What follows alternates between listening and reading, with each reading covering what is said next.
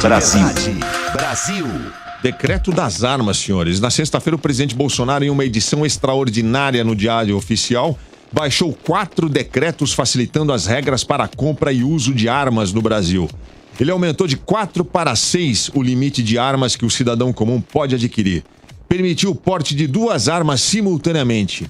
Caçadores, atiradores e colecionadores, que antes podiam comprar até 1.000 cartuchos por arma de uso restrito, agora pode comprar a quantidade de 2.000 cartuchos para uso restrito e mais 5.000 cartuchos para as armas de uso permitido.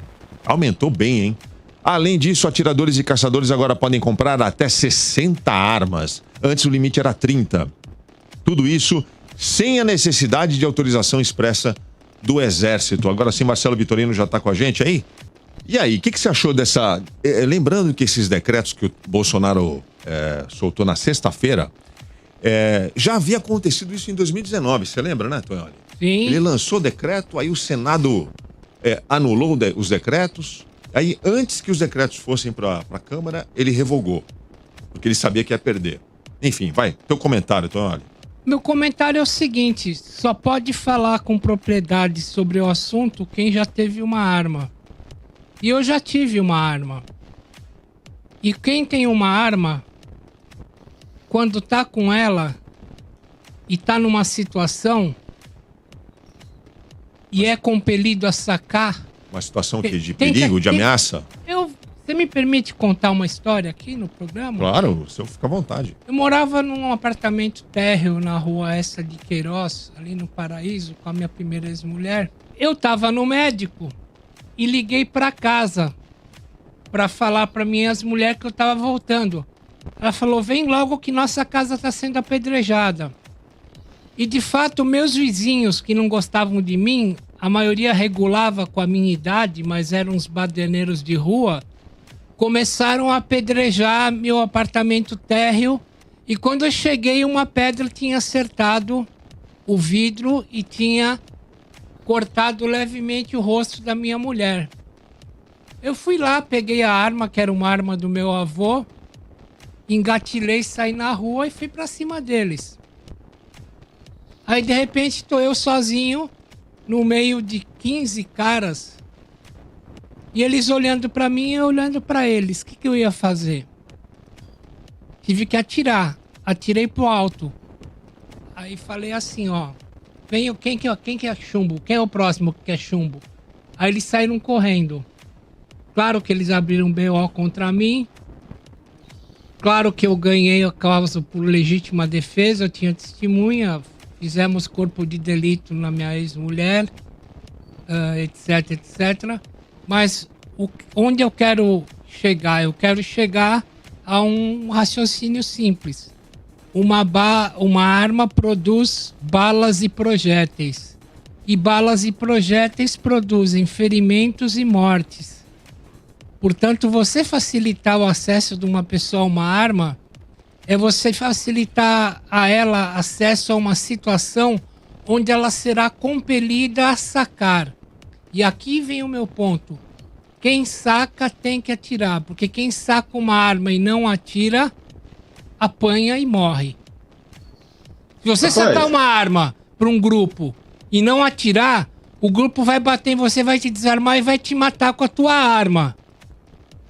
Então eu sou absolutamente contrário à questão do armamento, absolutamente contrário. Fala aí, Paulo Tadeu. Era hora de fazer isso, era hora de tocar nesse assunto. Olha, o Bolsonaro se aproveitou da Câmara, que agora está a favor dele, na cabeça dele. Eu creio que sim, porque ele está tentando tentando passar uma coisa que me parece claramente anticonstitucional. Existe uma lei chamada a Lei de 10.826, que é o Estatuto do Desarmamento, que apesar de ter esse nome de Estatuto do Desarmamento, ela não é uma lei para desarmar totalmente a população, não é uma lei arma zero, vamos dizer assim. É uma lei para controlar melhor o arsenal, não permitir arsenais particulares, né? E pior que isso, né? Não ter um arsenal sem controle. E esse decreto do Bolsonaro vem contra tudo isso que a gente está vendo. É uma lei que permite o maior número de armas, ou seja, que cada pessoa aí tem um arsenal particular em casa e, pior que isso, que tem um arsenal particular sem controle nenhum. Então, assim, o Bolsonaro até falou, né, ontem, que o povo estava vibrando com o decreto das armas. E quem está vibrando, na verdade, com esse decreto são os milicianos, é o crime organizado, é PCC, são os bandidos. Narcotráfico, todos esses, tudo que é crime, com certeza está vibrando. Então, se o Bolsonaro acha que o povo está vibrando, com certeza são esses amiguinhos do Bolsonaro. Esse ponto que você levantou, Paulo Tadeu, tem a ver com uma preocupação que especialistas em segurança têm manifestado. Porque, segundo esses novos decretos, que facilitam o uso e a compra de armas, aquelas máquinas de recarga e os projéteis, eles saem daquela lista de produtos controlados pelo Exército.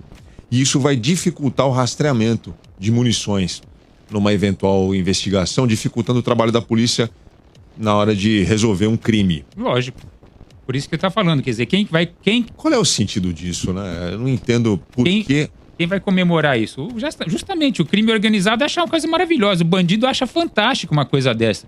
Você pode, eventualmente, até produzir seu próprio projétil e pronto, acabou. Tá muito fácil hoje em dia você cometer um crime e não ser rastreado mais. A gente já não consegue elucidar diversos crimes no Brasil. Agora, então, os poucos que restam, moleza, esquece. Ninguém vai saber mais nada. Até porque a polícia, a gente sabe... Os maus policiais, para não ser genérico, usam o chamado cabrito, né? Que é a arma que não oficial. O cara anda com a arma oficial e anda com a arma cabrito. Quando ele vai fazer uma operação no morro, ele atira com a arma cabrito. Vem laudo, dá que não é projétil, ou projetil, como andam dizendo por aí, que não é projétil da PM ou da Polícia Civil. Então... A milícia está comemorando a decisão de Bolsonaro. Pois é, cara, não faz sentido. Então, olha, eu até entendo a discussão das liberdades individuais, né, de você respeitar o direito que uma pessoa teria de adquirir uma arma, portar sua arma, ou mesmo a sua posse, né, você ter uma arma dentro de casa. Agora, essa coisa de tirar da lista de produtos que são controlados pelo Exército... Qual é o objetivo disso? Claramente esse de dificultar uma eventual investigação? Você acha que isso tem a ver com aquele excludente de licitude?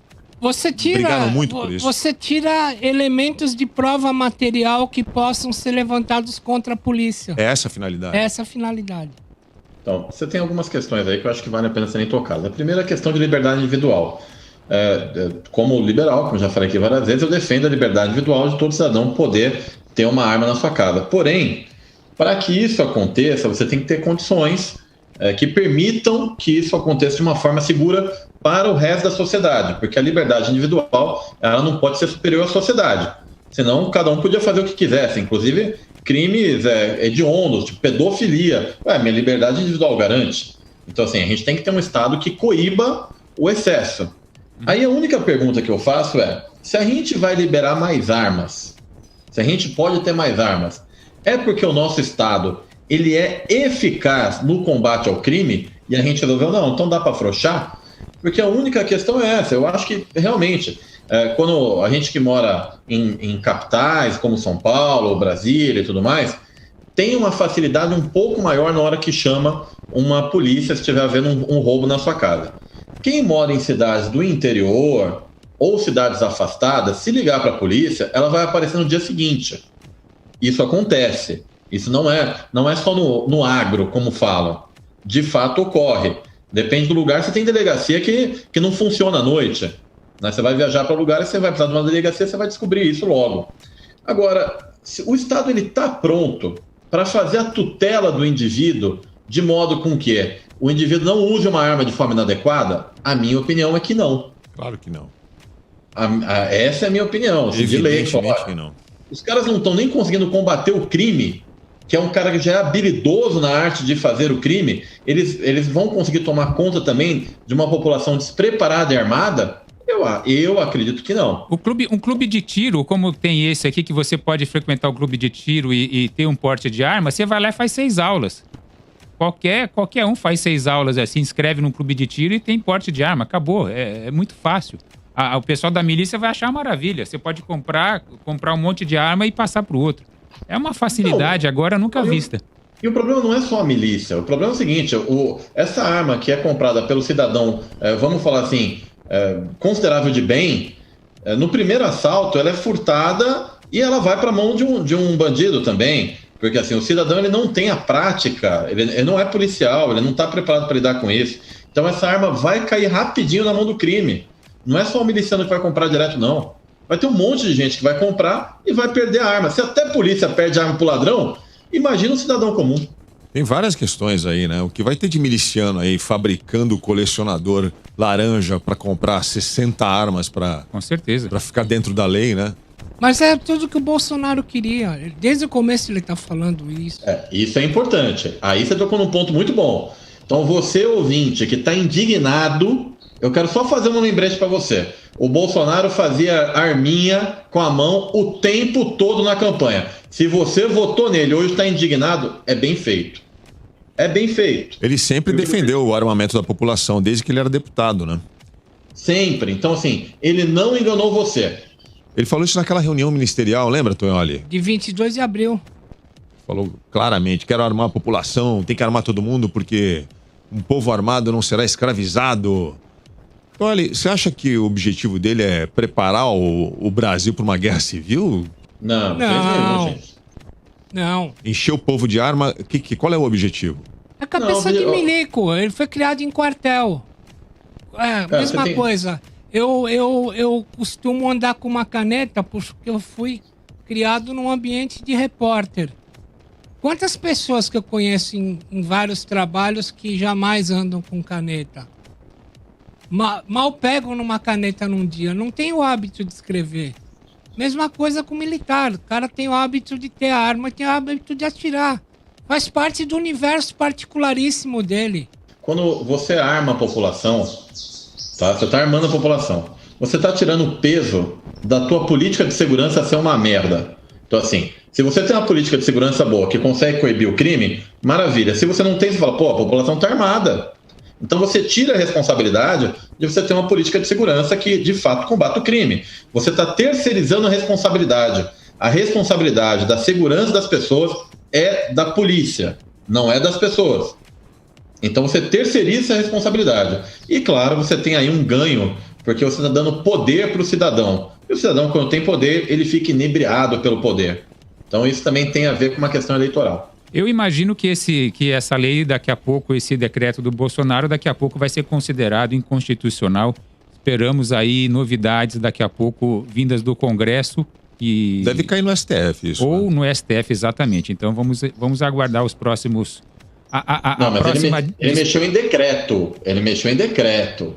Sim, porque existe... Exato. Decreto é ato do executivo, não é inconstitucional. Mas existe... A não ser que ele vá contra uma legislação federal, coisa que ele não está indo. O decreto ele pode alterar. Não foi o que o vice-presidente da Câmara, Marcelo Ramos, disse, né?